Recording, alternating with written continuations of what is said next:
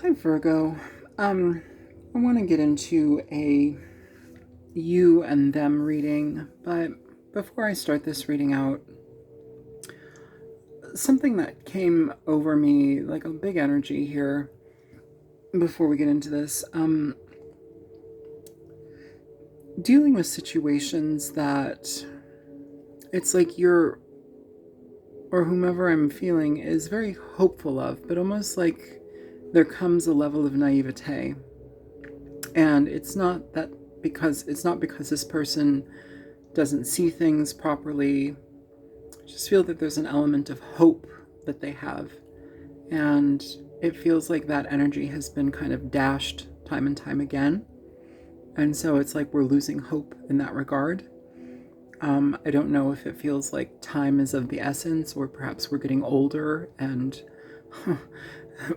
okay, so less appealing, or to be perceived as less appealing because everybody wants younger people. There's a heaviness that I'm feeling here right now, Virgo, that feels very uncomfortable and self-reflective.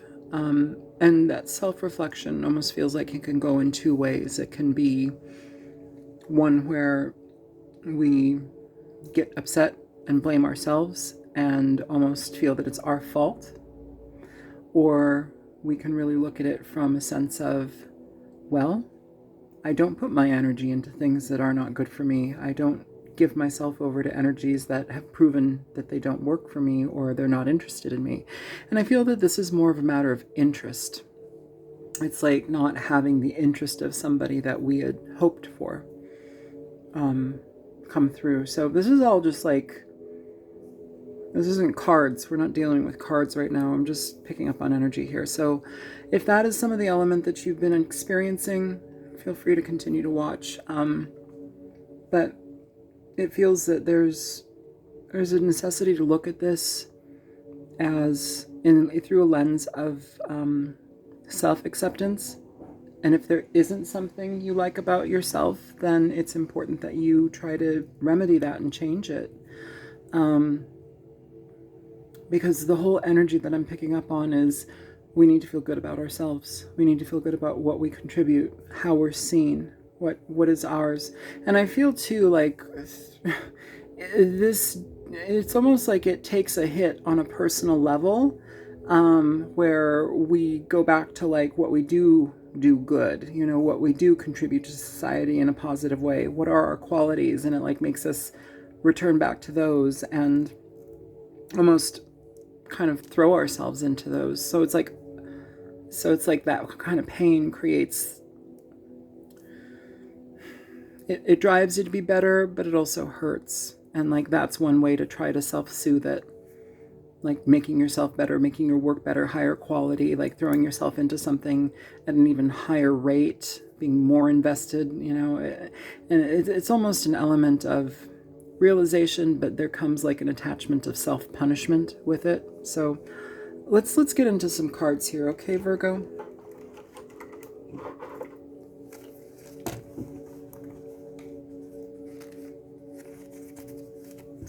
Show me energy for the sign of Virgo. We have you and them and the energy between you. Show me the energy for the sign of Virgo first.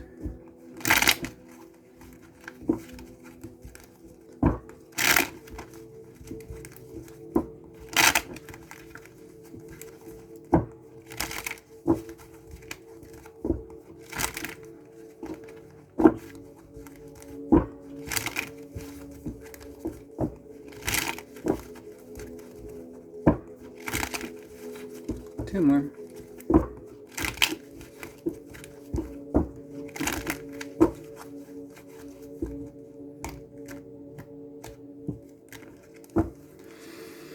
All right, Virgo, your energy coming through here is the Magician, the Ace of Wands,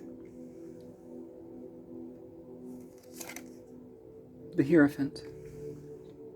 Keep in mind as well, these are general readings, so you may resonate more over here or over here. Depends, pick what works for you, what resonates for you. If nothing resonates, it's not your reading. Don't force it, okay? You have the Six of Swords coming through here, the Eight of Swords, and the Two of Cups. Show me the energy of the person that Virgo is dealing with, please.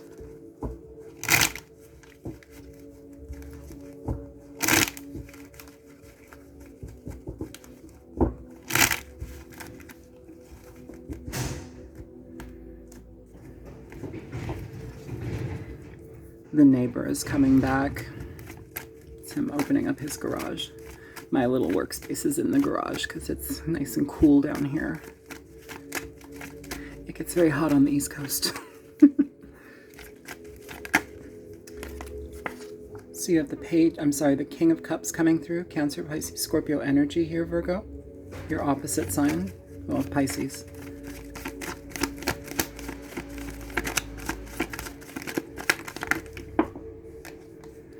You have the Page of Swords. You have the Page of Wands.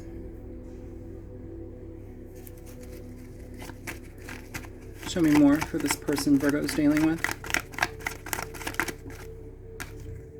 Queen of Cups in reverse.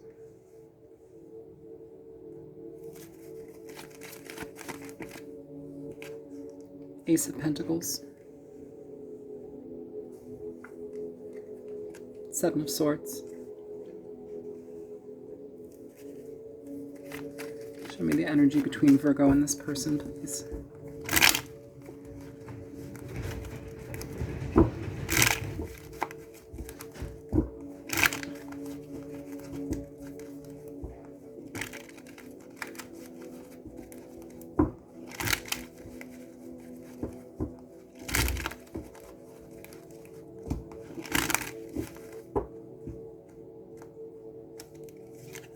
You have the Two of Swords with the Death card at the bottom of the deck. So, I mean, it's interesting, you know, because it really does talk to me about opportunities that we have a lot of hope for, situations that we're very hopeful for, and then we have to leave those situations. Situations that require us to question our desires, question the reason why we're so desirous of certain people or outcomes or potentials. It really helps us focus in on what is truly for us, especially when it comes to the types of commitments that we will engage in. That is all of this energy here. You know, if we've tried to move something forward with a person, you know, it may have come out from a very loving energy, you know, but also on the flip side here, if we're needy, it may also come out in that regard too. And so it may be something that, you know, if that was directed towards another person, it can cause a lot of confusion where sometimes people don't want to deal with other people's emotions, you know, and that can be very hurtful just because one of the main experiences in relationships is to share emotions. And to be able to do that openly and honestly and without reserve. So if we tried to move something forward here in the past, it's like we've had to move away from it because it's been emotionally and mentally confusing here. There's a lot of questioning in regard to our passions, our desires, our, you know, where we might even see ourselves as too dramatic. I feel that that's important for us to pay attention to, and especially the way that I said it right there, like too dramatic.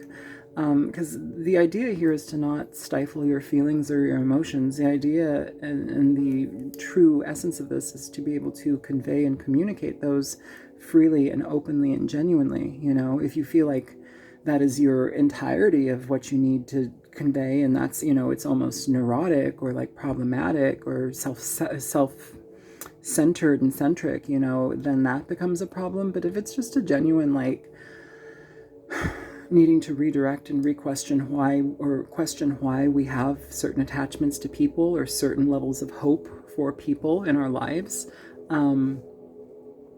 it's really telling me that we need to suss out our intentions, our thought patterns about them, you know, before we try to apply it to another person. And really, again, be very conscious of what you truly want in your life and how to manifest that and make it happen, you know, how to be in a certain space within yourself to connect with the right type of people. I watched a girl yesterday, God, I don't remember her name, but she was talking about a manifestation trick that she had used and she had used with her clients. And so if we're talking about love and connection, about, you know, a person potentially, she said, you know, imagine your dream person. What do they look like? Get very specific. What do they look like? What do they feel like? What do they smell like? What do they taste like? What do they like for dinner? What do you know? What's their favorite color? You know, what do they drive? Like, you know, the essentials. The essentials, not what you drive, but like, you know, the essentials of the quality of the human being and the intensity of that, you know.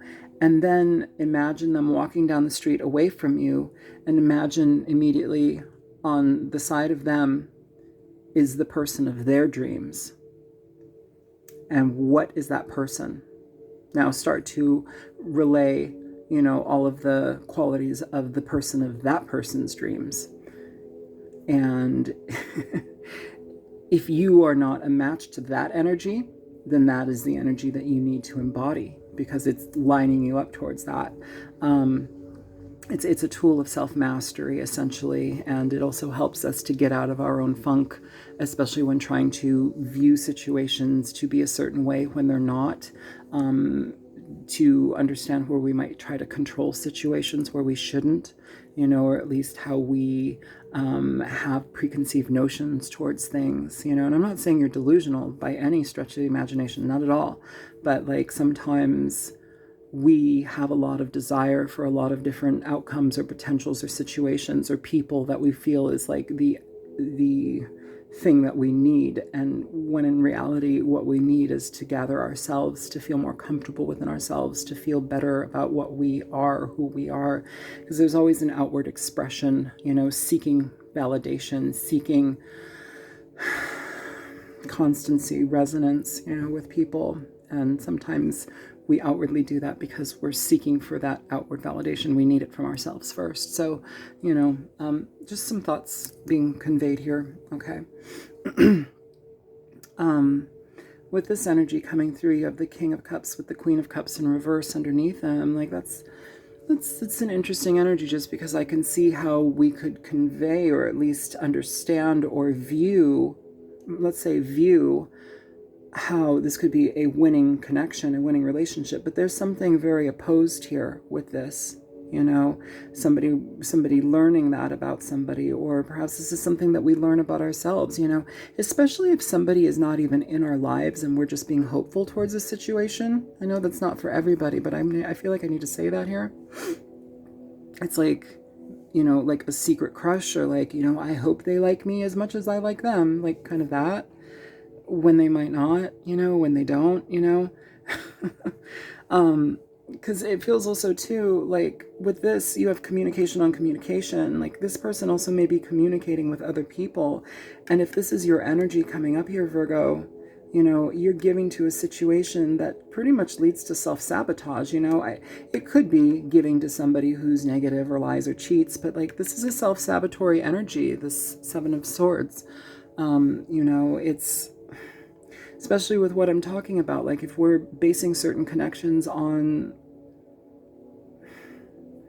our hopes of a person's desires towards us, or, you know, not really much foundation at all. If we're trying to create a foundation with somebody who isn't even invested in us and isn't showing us that type of connection, you know, that's where we need to back off. That's where we need to look at something, because this is all internal here and it needs to change. You know, for some of you, this may be a situation where you're dealing with somebody, you know, I feel like this is more of an introspective reading, to be honest, and I'm not going to try to like make it something that I'm not feeling it is. Here, there's an out of balance energy with the Queen and King of Cups, and it could be a couple energy, you know. This could be somebody who needs to harness their emotions, so then when they give out lovingly to another person, it is genuine, strong, and stable, versus emotionally out of balance, you know.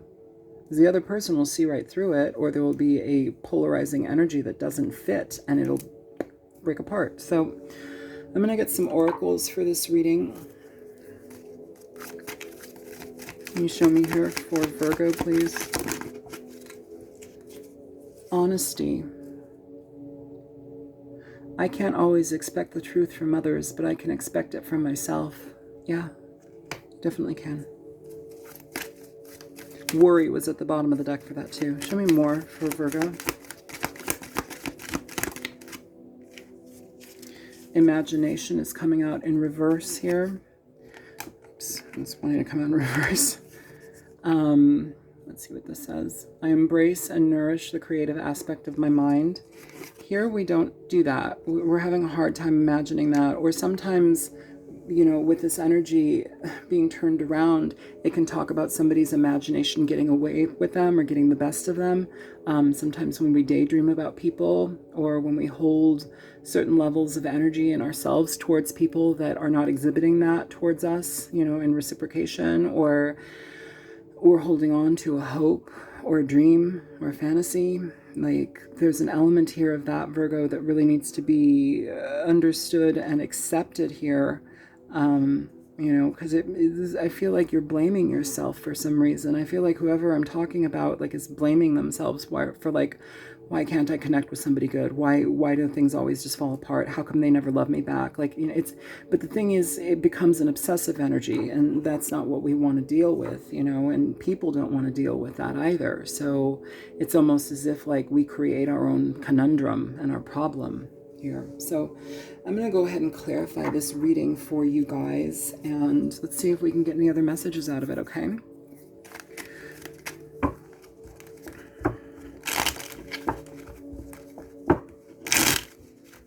You to show me this energy for the sign of Virgo, please. Sun, Moon, Rising, and Venus, and whomever else is watching this. Show me for Virgo.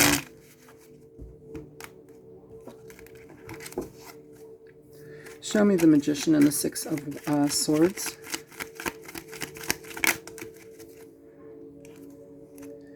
You have the Lovers and you have the Six of Pentacles in reverse here, Virgo. It's very much what I'm talking about, you know, situations where we may have a lot of infatuation towards another person, but we realize that there's no reciprocation here with the Six of Pentacles. So it's like we have to let it go. Hopeful energy that something will happen, but in the end, we have to move away from it because it doesn't provide us with anything stable. There's no equality here. It's just spinning our wheels in hopes. That's what it feels like. I'll be very, very frank with you, you know. Show me the Ace of Wands and the Eight of Swords in reverse. The Ten of Wands here. Yeah. Queen of Pentacles at the bottom of the deck. That's your energy. So whomever I'm speaking to is holding on to an idea, a passion. It's something that, it's like holding a torch, essentially holding a torch for somebody, you know, and this may be a situation from your past that you haven't been able to let go of, you know. I can see that too, if that is resonating for some people. But again, there's a very mental construct here, a construct of the mind when we, you know, apply our passions and our directions, our directives towards other people. You have to be conscious of who you're doing that with. You have to be careful about who you're doing that with. I feel like this is somebody that is like almost kind of the way that they feel. Okay, so, Okay, so I'm going to use this example because I have this placement and I've learned a lot from it. If you, and no, you know, if you resonate with this, so be it. You don't have to have this placement, but if you do, it might make more sense why this can happen.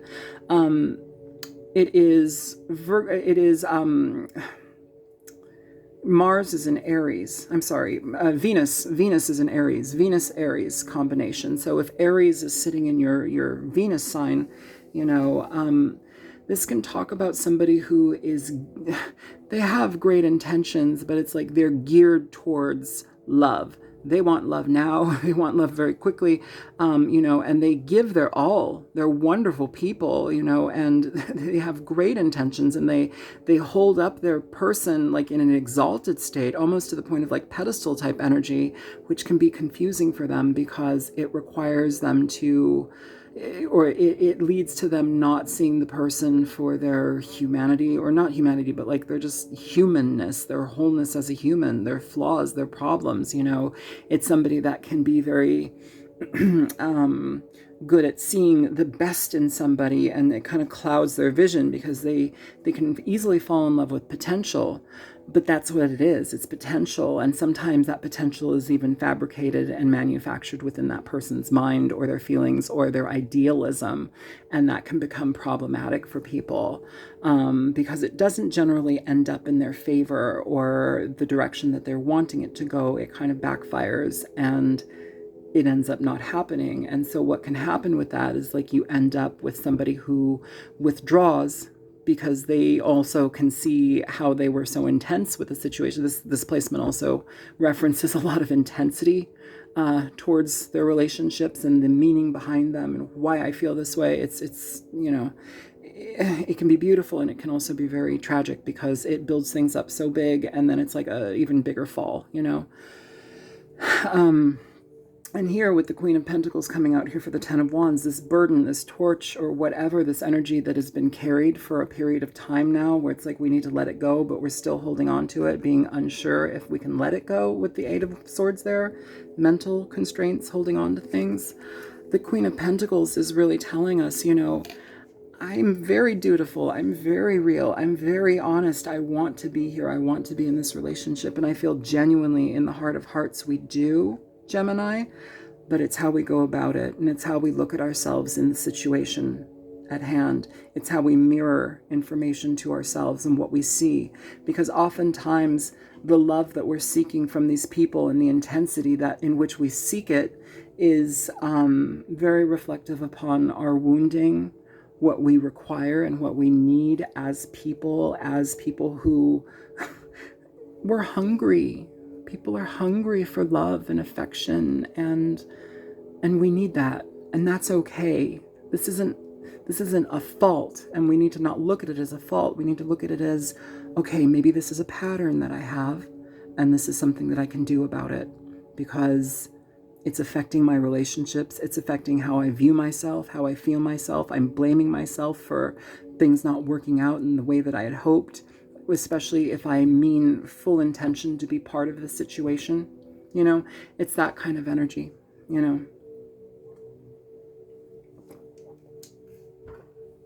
Okay. Because here, all intensity, the Hierophant, the Two of Cups, like, this is what we want. We want a stable connection. We want stability. We want something that we can grow with and learn about and exchange and mesh. It's that type of energy that we're seeking. And so all of this is asking us to get very real with what we want and be very real with how we project our love at people. Okay? Show me the Hierophant and the Two of Cups for Virgo, please. You have the Two of Swords here coming out in reverse, Virgo. This is about opening up. It's about communicating. For some of you, this is talking about seeking out a therapist. These both two cards are therapist energies. All of these, the King of Cups, Queen of Cups, High Priest, or the Hierophant, these are all therapy energies. There's somebody that listens, or they absorb, they help communicate, especially this as well, the Page of Swords, the King of Cups. It's something that can help change your perspective, especially when you're trying to give your all to something. This Eight of Pentacles it references how in depth and to what degree you will immerse yourself into a situation and sometimes work your ass off, you know, and that is where we need to have this understanding, or this revelation or communication with another person who can help us guide this a little bit better. And so at least here with the Two of Swords, it's telling me that somebody is willing to at least open up about that type of communication. If it's not to a person, then it's opening it up to ourselves, so we can at least recognize our patterns and behaviors, and not just change them, but understand why we do these things and change them, where our wounding is from childhood, and change it.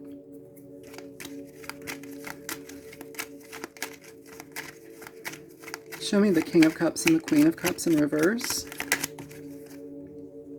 There you are, the Queen of Pentacles here with the Ten of Swords at the bottom of the deck.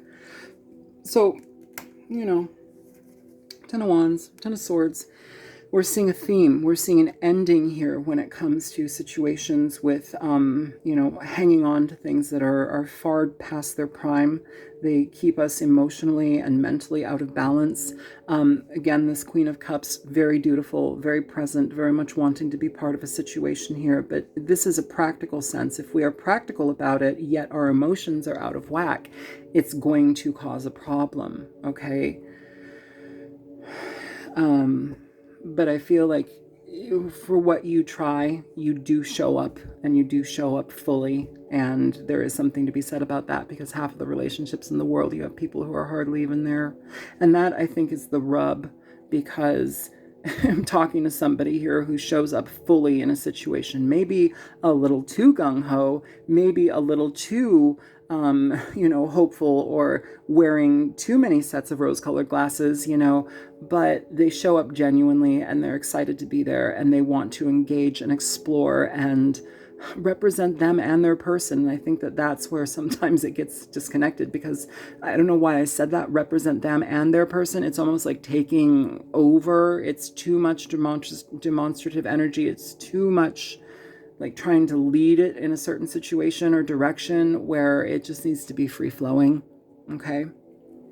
That kind of stuff can get you in a whole lot of trouble here with the Ten of Swords. It can end relationships, you know, but with what I'm talking about and feeling, this is how to heal it. It's how to address it. It's how to recognize it and open yourself up to the opportunity for something different to change in your life. Because once we have that core understanding, we don't have to keep doing it and doing it and doing it to our detriment, you know.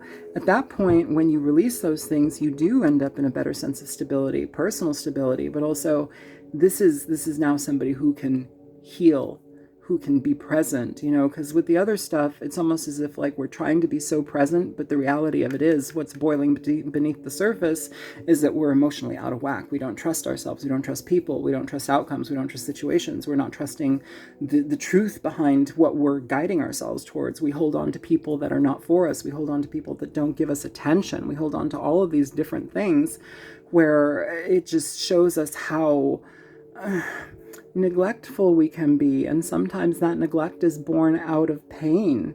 You know, it hurts too bad to look at those things, yet that's what we do, because that's what we're used to and that's what we know. But now we get to address them. We get to look at them for what they are and be honest. Honesty.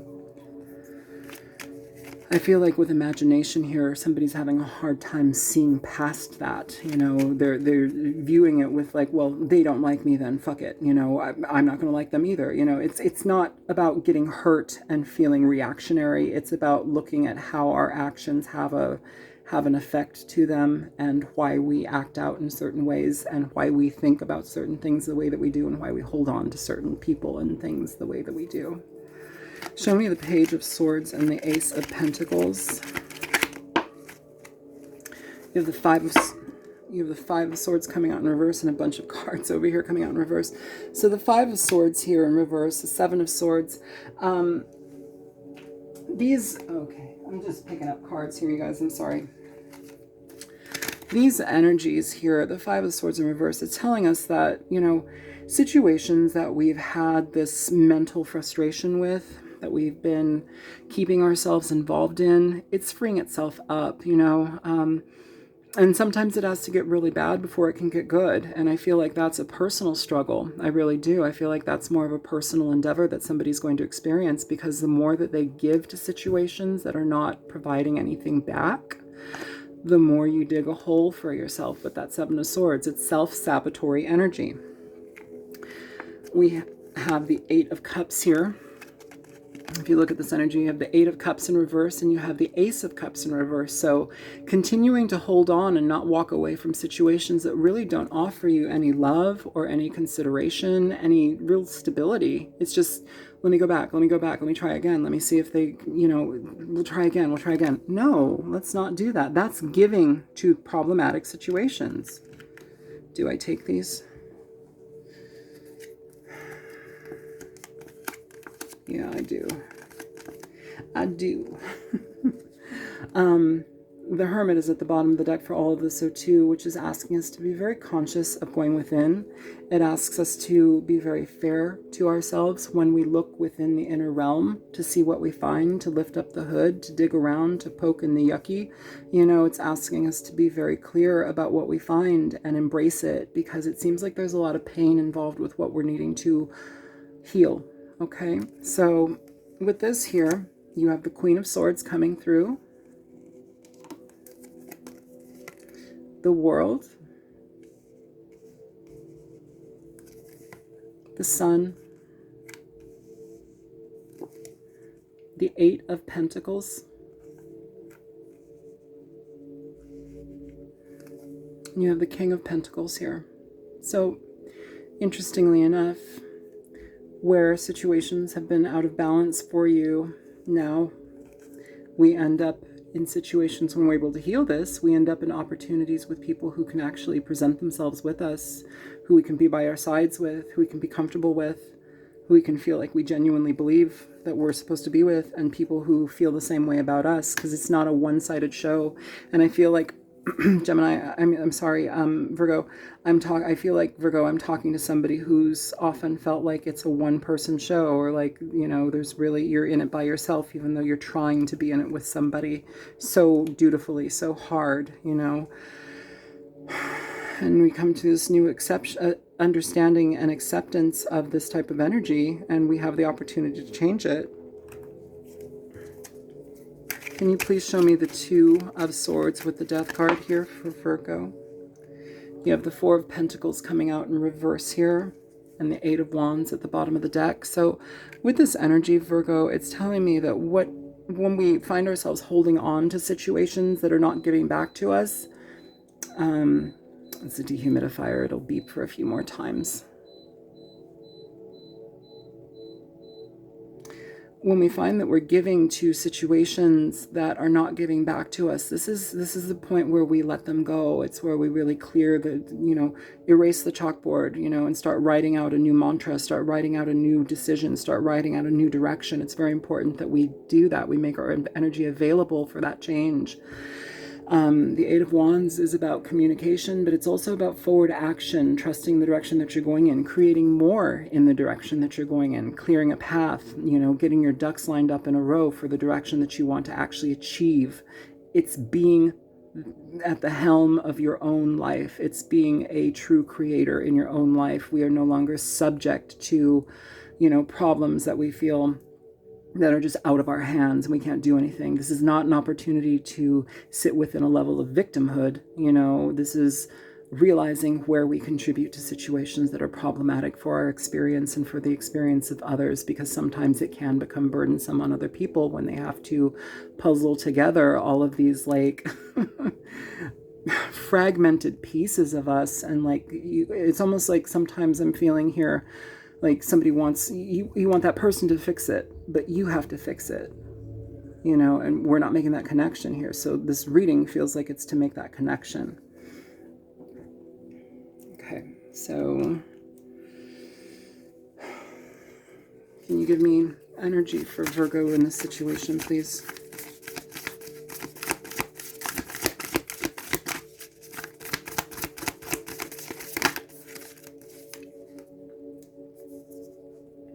Openness.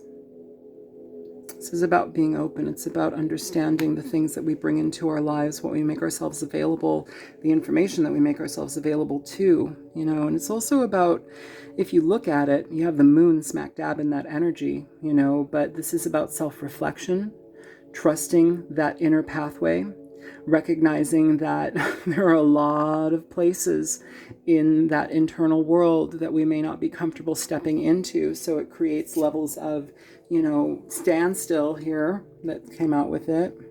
Creates a level of standstill, and it keeps you kind of like dead in your tracks. But overall, it's truly a blessing, just because it offers you a new beginning. It offers you the opportunity to look at something through the lens of accountability, through the lens of seeking out our own personal wounding and how we attach to it so strongly, and how we can shovel that onto other people inadvertently or unknowingly. but it has an effect, and a very resounding effect on your relationships. And so I feel that this is the energy of the reading that I am here to express with you today. And I very much appreciate you being here for this. I feel that this reading has enough advice in it, and so I will leave it there. If this is something that is for you, it is for you. If it's not, it's not. And I hope that it is, and I hope that something here resonates with whomever this is for. If you like this reading, feel free to like, share, and subscribe to my channel. If you want to leave me a donation to my channel, it definitely does help me, and it helps me. And so that is very much appreciated, and there's a link in the description box below if you're interested in that. And also in that description box below there is my email, thealtruisticmystic@gmail.com, if you're seeking a personal reading. Or yeah, it has the information for like pricing and for a lot of the informational exchange. So yeah, if that's something of interest, feel free. And I hope that you guys are doing well, and I hope this message was helpful. I'll talk to you later. Take care, Virgo. Bye-bye.